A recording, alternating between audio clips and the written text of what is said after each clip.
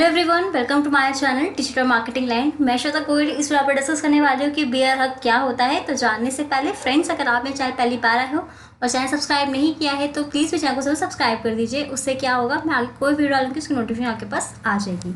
अगर आपको मेरी वीडियो अच्छी लगे तो उसको लाइक शेयर ज़रूर करना। तो स्टार्ट करते हैं। बियर हग जानने से पहले हम उनके दो टर्म पढ़ेंगे जिसका बहुत यूज़ हो रहा है हमारा बियर हग में। वो है एक पहली एक्वायर कंपनी, एक है हमारी टारगेट कंपनी। सबसे पहले समझते हैं एक्वायरर कंपनी क्या कौन सी होती है, और टारगेट कंपनी कौन सी होती है। एक्वायर कंपनी होती है जो दूसरी कंपनी को एक्वायर करना चाहती है। एक्वायर मतलब परचेज करना चाहती है, और टेक ओवर जिसको वो परचेज करना चाहती है। इसमें एग्जाम्पल देख लो, वॉलमार्ट क्या हो गया हमारा एक्वायर कंपनी, और टारगेट कंपनी क्या हो गई फ्लिपकार्ट। वॉलमार्ट ने फ्लिपकार्ट को खरीदा है तो समझ में आ गया। हमारे दो तरह के टेक ओवर होते हैं, एक होता है हमारा हॉस्टाइल टेक ओवर, एक हमारा होता है फ्रेंडली टेक ओवर।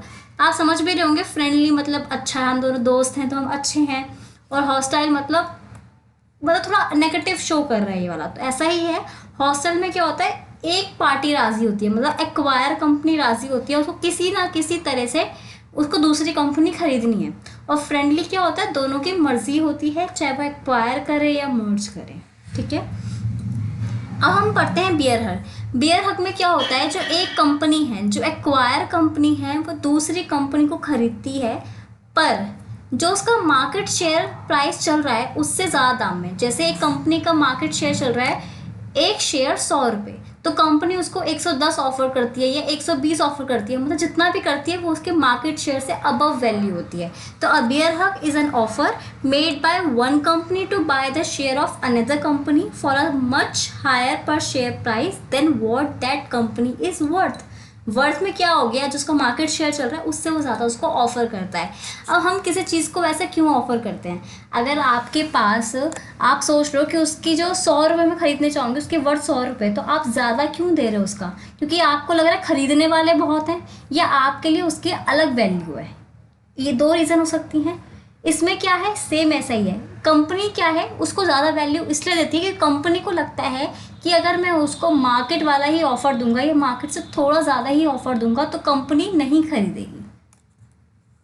तो company is usually made this offer when there is a doubt that the target company management is willing to cell.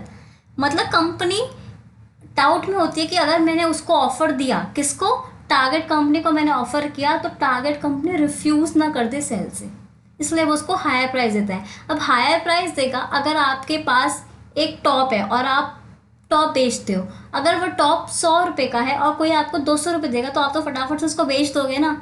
यही है, तो इसमें क्या होता है, कंपनी जो है वो एग्री हो जाती है by offering a price far in excess of the target company current value the offering the party can usually obtain an agreement. हर कोई कमाने बैठा है। ज़्यादातर क्या होता है, इसमें जो कंपनीज होती हैं वो मजबूरी में भी, क्योंकि हॉस्टाइल टेक ओवर है तो मजबूरी में उसको वो एक्सेप्ट करना पड़ता है, क्योंकि उसको किसके हक में सोच रही है, वो शेयर होल्डर के हक में सोच रही है। अगर आप शेयर होल्डर के हक में काम नहीं करोगे तो शेयर होल्डर क्या कहेंगे, उनको डिविडेंड अच्छा नहीं मिल रहा, वो आपके शेयर की वैल्यू वैसे भी खराब हो जाएगी, क्योंकि लोग जब आपके कंपनी में इन्वेस्ट करना ही नहीं चाहेंगे तो वो अपने पैसे वापस लेना चाहेंगे, शेयर बेचेंगे और पैसा ले लेंगे। तो जब आपके शेयर को खरीदना ही चाहेगा तो अल्टीमेटली आपकी जो गुडविल है और शेयर का प्राइस है वो डाउन हो जाएगा। तो जो कंपनी है उसको सब चीज़ ज़्यादातर किसके हक में करनी पड़ती है, किसका प्रॉफिट सोच करना पड़ता है, शेयर होल्डर का। तो नेक्स्ट पॉइंट हमारा यही है, target company management is essentially force to accept such a genius offer because it is a legally obtained to look out for the best interest of its shareholder. Next हमारा bear hug offer leave shareholder in a positive financial situation. ये हमने पढ़ लिया कि उसको उसी के हक में करना पड़ता है।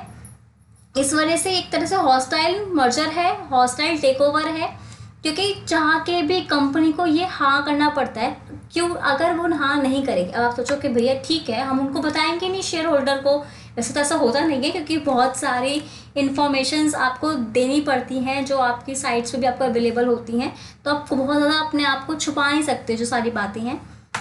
पर अगर कंपनी ऐसा नहीं करती तो कंपनी को जवाब देना पड़ता है कि अगर किसी दूसरी कंपनी ने उसको ऑफर दिया और उसने एक्सेप्ट नहीं करा है तो उसने क्यों एक्सेप्ट नहीं करा है।